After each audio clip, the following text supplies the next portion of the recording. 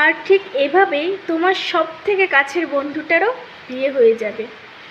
বিদায়ের সময় জড়িয়ে ধরে বলবে, কাঁদছিস কেন বোকা, আবার তো দেখা হবে। কিন্তু তুমি ঠিকই জানবে দেখা হবে ঠিকই, কিন্তু অনেক দিন বাদে বাদে। ক্যাফেতে গিয়ে সেই মোমো খাওয়াটা বোধহয় আর খুব শিগগিরই হয়ে উঠবে না। যেটা খেতে সপ্তাহে সপ্তাহে সেটা হয়ে যাবে এখন বছরে একবার, 2 বছরে একবার। আর ঠিক তোমার সব থেকে কাছের বন্ধুটারও একদিন বিয়ে হয়ে যাবে। সেই বড় বড় ফোন কলসগুলো একটু ছোট হয়ে যাবে।